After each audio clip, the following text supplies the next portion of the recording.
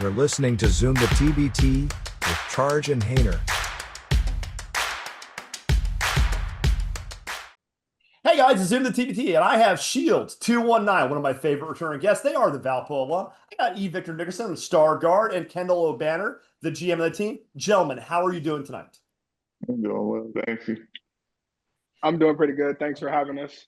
Thanks for coming on. This is one of my favorite stories. I love Valpo. I love the history of Valpo. It's a fun school. It's one of those smaller fan bases that still hits much above their weight. And I am a sucker for a good Horizon League story. So I love these sort of leagues, these sort of teams. So Kendall, can you talk a little bit about how the Valpo alum got involved in TBT? So we got involved back in the day when we were in college. We're all, much older now. We all had the goal or dream of, wanting to be a part of the $1 million tournament. We had guys that, compete at a higher level. And we formed a good bond while we were all in college and in school. Myself personally, I was a manager at the time. And then I also became an assistant director of basketball operations during my grad assistant years. So I've been around these guys, some of these guys that's on our team for a while. We always wanted to compete. We always like to have fun. It's $1 million prize at the end of the day. So, that was the thought, that was the idea. And then me and Jason, who's our head coach, and also Daryl Jackson, who's another one of our assistant coaches, we just figured it out and got it done. And now this is our third year.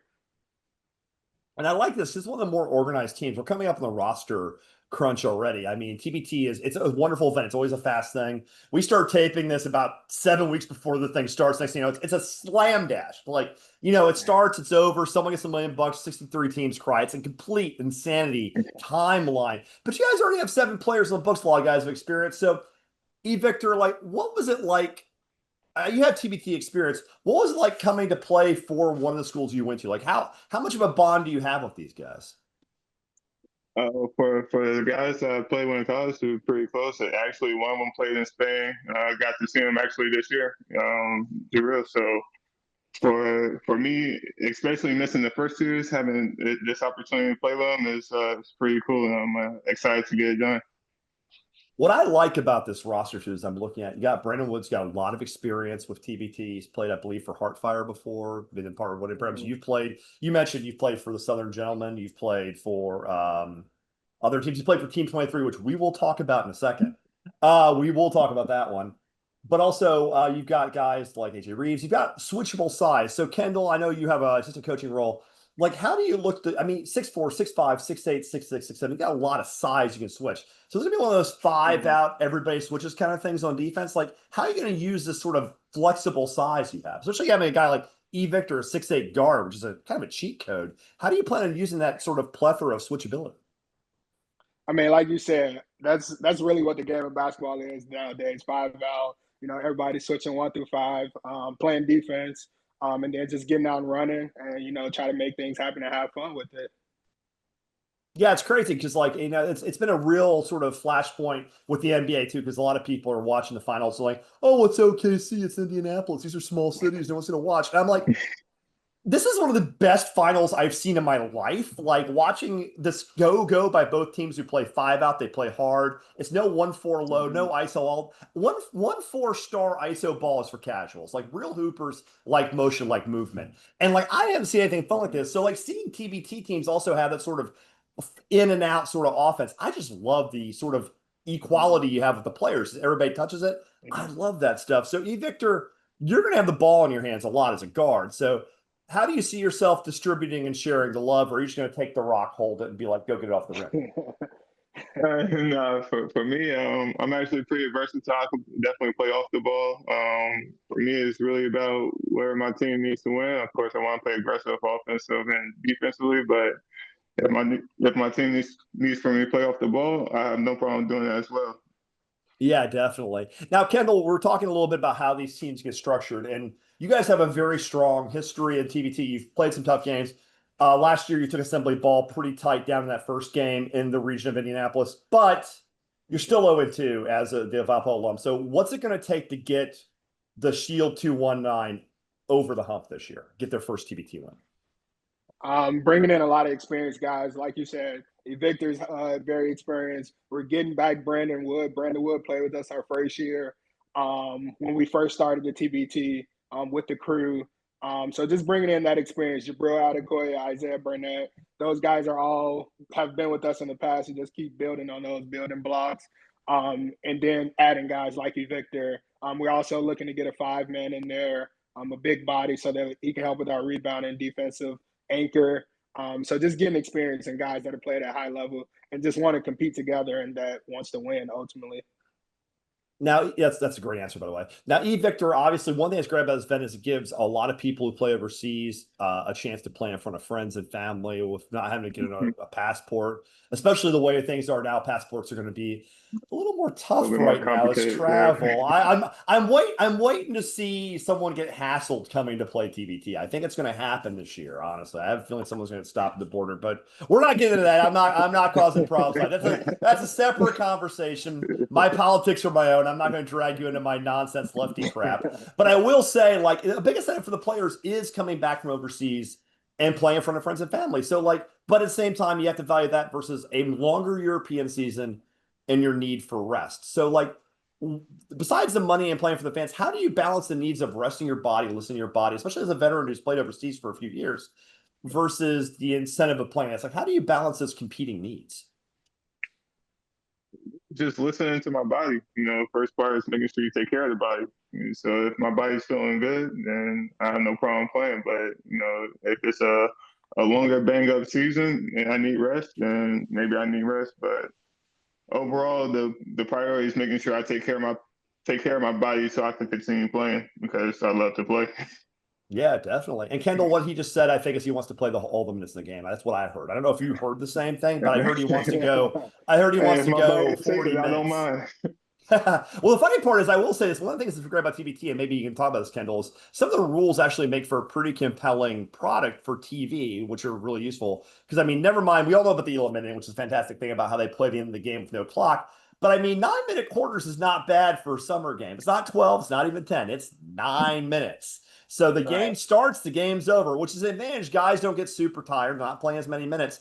The other problem, though, is you get down early, it's over. I mean, it's a short game. So, like, Right. Yeah. what's the difference of playing that short of a game as a coach? For us, it's still an adjustment. Like I said, it's our third year. So it has taken some adjustment on, how do we get our guys minutes? How do we keep guys warm? How long do we let a guy, if he's on fire, how long do we, manage that without them getting burnt out? So it's just definitely still an adjustment, to opposed to playing the, 20-minute halves in college or 12-minute quarters in like the professional level. So it's still an adjustment for us, and we're still managing it day by day. But we got a lot of experienced guys that we hope can just let us know, like, all right, I'm good to go.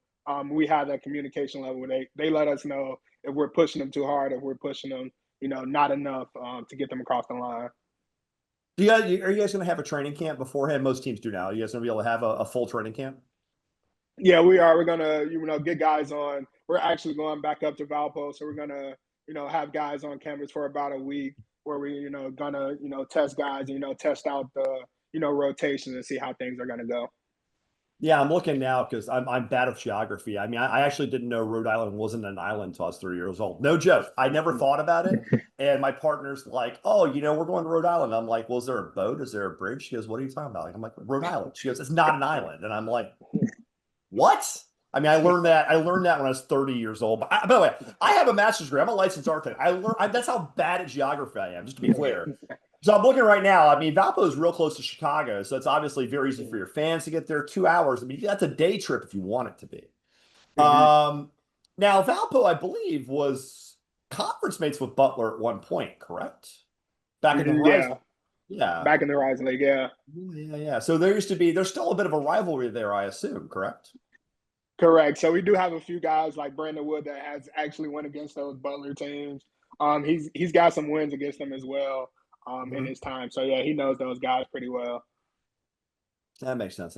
Now, Victor, what's great about this event is also you get to play for some different teams, you get to make some runs. Now, you mentioned some teams you played for, and you played for one of the really great teams that has changed slightly, Team 23, which became Team Heartfire. They sort of changed their branding, changed a little bit of leadership, and they won a title a few years after changing their brand. But you played for that Team 23 team that came that close. You, Putney, those guys. So my first question is, how much do you hate Kiefer Sykes?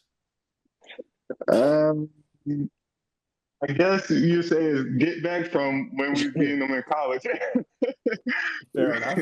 Fair enough. I But mean, if you look at it from the financial standpoint, it's like, bro, we like you say, we were that close, but we can't fault them because we had maybe like 3 shots. So it was that last Elon Manning. It was very exciting. It was going back and forth. So it's not like they just scored on the first possession, but it is what it is. it is what it is. These TBT games are insane how they end. It's always kind of a funny thing to watch these teams come from nowhere and win. Um, so you've had a pretty interesting time, Victor. We were talking a little bit about your career, and 2 years ago you played for a high level Spanish team. Last year you played for a much lower level team. If I had that correct, right? But you played for a much Oh lower yeah, level team because they're your team. Like you yeah, founded the a only. team. Yeah, that's correct. That's correct. So guys, Uh, we don't just have a player here. We have a team owner. So make sure you put respect on E. Victor Nickerson's name because he is a team owner, which most of us can't dream of. So first of all, like what's that like playing with people you employ? Like give me the ball or maybe I don't pay your check. Like how's that work? I mean, like um, it was at first it was a balance, and then after a while, I was like, bro, I just want to get my cardio in, to be honest. okay, fair enough, But fair enough, fair enough. like I said before, it was an entry. We did on the entry level for the league. It was pretty exciting. It was a good experience, for sure. Gives a different point of view, and actually, that point of view, I believe, can help with the TBT having an Yeah, ownership point of view on the court. I'm trying to figure out how many things you have to go down to get to where you're at the. So were you guys at the provincial league level or at the Yeah, Premier yeah, there you Division? go, Provincial. There you go, Provincial. Provincial. Okay. Yeah. Got it. So you were at the I can't go down that far. I don't really understand. Okay, well, where were you? Were you in what region? It's Welva. Weba? Huelva. Yeah. Oh, got it, got it, Andalusia, got it. Welva.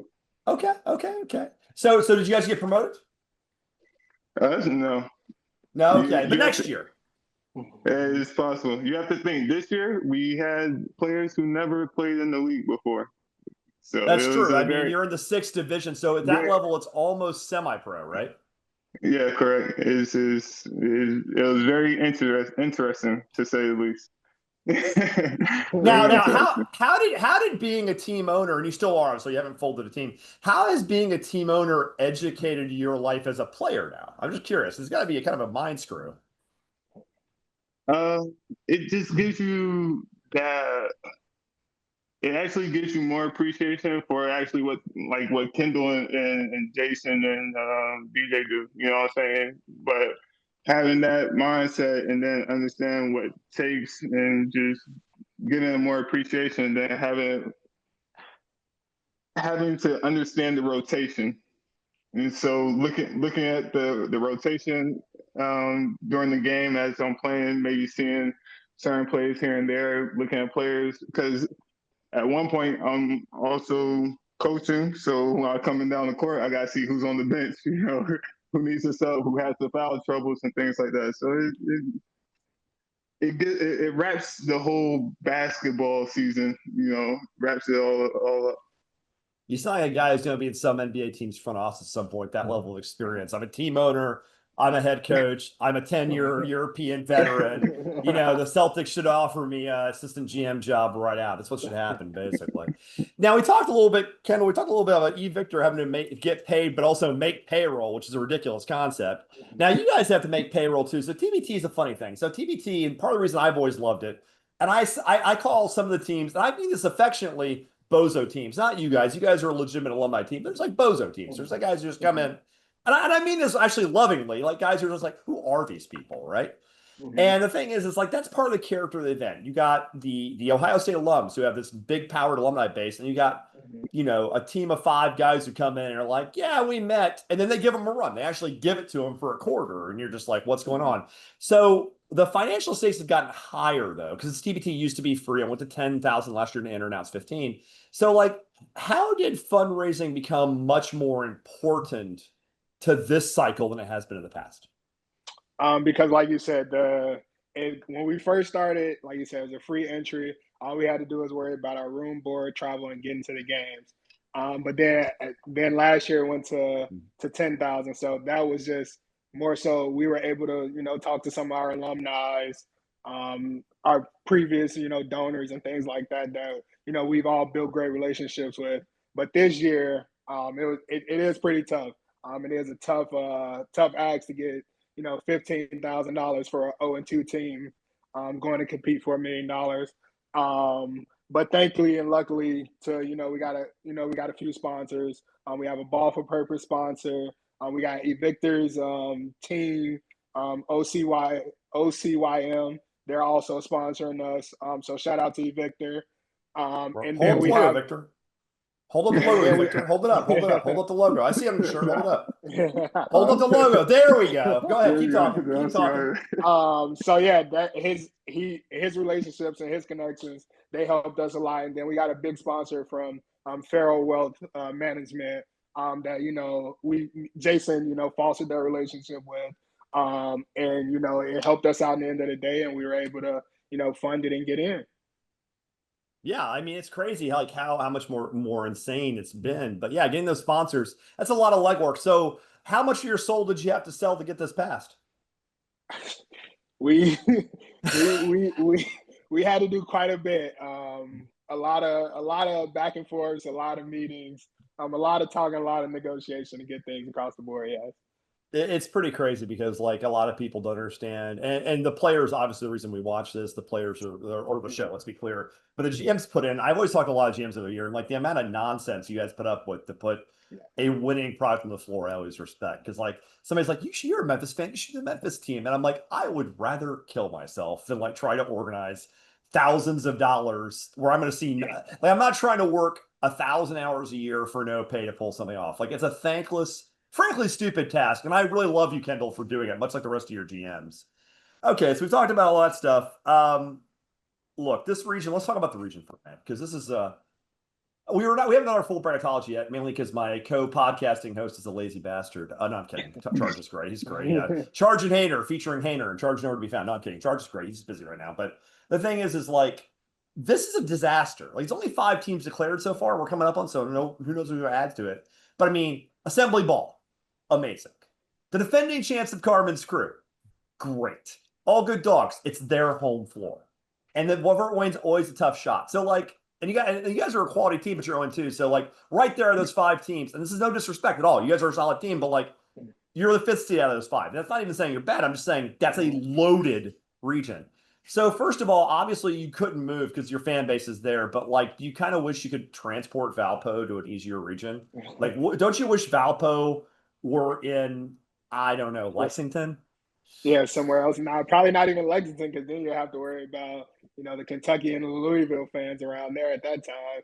Yeah, but besides that, might be a little of a softer region, right? There might be some room down. At least you at least get one game. I mean, the very first game in this region, no matter who you get, is going to be insane. I mean, because your best case is Fort Wayne, and they're really good. So like, anyway, so let's talk about the positives though, because you can't hide. If you're playing TBT, every team's actually pretty good. You can't hide anyway. So let's look at this as a positive. How excited should your fan base be to see you play a high level team? Because even if you have a hard time, you're playing good teams. So no matter what happens, we're going to get bang for our buck. So what's the pitch of your fans to get invested in this team this time? I mean, for me, just getting excited off the rip that, we got guys that have won tournament games wearing a Valpo uniform. We got guys that, went to the NIT final. That's high level. They played at Madison Square Garden. So they were runner-ups in the NIT. So getting those guys back. And then we also have players that, we were a blown whistle foul call from beating Maryland in the first round of the NCAA tournament. So we've always been able to pull off upsets. In the NIT, we beat Florida State. They had Dwayne Bacon, a couple of other high-level guys. Who else did we beat that year? Evictor in the NIT. It was a lot of high-level teams. Gary Payne. We went to Oregon State, lost to Oregon by 1 when they was ranked number 1 in the nation. Beat Oregon State on that trip. We have experience playing high-level competition. high-level knockout competitions. Keep in mind, the great thing about basketball is usually at high levels, basketball is a series once you leave college. But college ball is one game and done. Because the thing that makes March Madness through IT or high-level cup games, the NBA Cup kind of compelling, is this one and done. Like even with TBT, the one seeds, they don't win this event usually. It's usually some team that just gets hot, believes themselves. One guy gets on a heater, one guy gets the key rebound. Next thing you know, you got 2 wins. And all of a sudden at that point, like you start to believe. And next thing you know, you're in Philadelphia or now whoever sold the most tickets, probably Louisville, right? To win the $1 million. So I guess the thing is like obviously having a knockout experience is big. So I'm going to leave you this because I think we've covered all the bases. If there's anything I missed, we'll do it. But like the most iconic shot in Valpo history is the Bryce Drew shot. I believe it was 1998 where they knocked out Ole Miss in the tournament. Now, people who listen to the show know I'm a lifelong, huge Memphis Tigers fan, which basically means I despise Ole Miss. I hate them. Not as much as I hate Louisville. I truly hate Louisville. Like I actually am going there to boo them again because I hate them. I put a bounty in them last year. I'm doing it again. Whoever beats Louisville this year gets a bottle of whiskey from me. It happens every year. You beat the hated team. So first time I'm announcing now, I have the bounty again. I will be giving a bottle of whiskey to whatever team beats Louisville because I hate them. I'll give a bottle of Russ's actual whiskey to the winner. I'll buy Russ's whiskey if you beat Russ, and you can drink Russ's whiskey. But that's not the point. The point being is the Valpo shot by Bryce Drew was amazing. Now, Kendall, who on this roster is the most likely to hit that shot in TBT? I would probably say Brandon Wood. Okay. He's the our sniper from 3. But any guy that we put in that position, we could put Victor in that spot. We believe in all our guys. We got 5 guys that can shoot the ball. So anybody we put in that spot, we believe can knock it down. Whoever's on the heater at that point. And I'm trying to remember because I think that was like a drag screen or something to get him loose on the inbound or something. So like, Victor, do you guys have a play? Does a Valpo team always run that play in practice once in a while when you play? Is that something you guys run? We had a couple quick hitter plays to make something happen like that. Okay. Very cool. Well, gentlemen, this is really enlightening and really a lot of fun. I love this conversation. I love the mid-major schools. I would love nothing more to see you guys get a scalp this year. You guys have been so close before. You're a great fan base. It's very local. It's a 2.5-hour drive from Valpo to Indy. I mean, your fans should show up. Hinkle's a wonderful place. So I can't wait to see Shield 219's fans come and support you guys. And I really thank you guys for coming on. Thanks for Thank you having us. very much for having us. Okay. Thanks, guys. And this has been Zoom the TBT with Shield 219. Hope you enjoyed listening to Zoom the TBT with Charge and Hainer.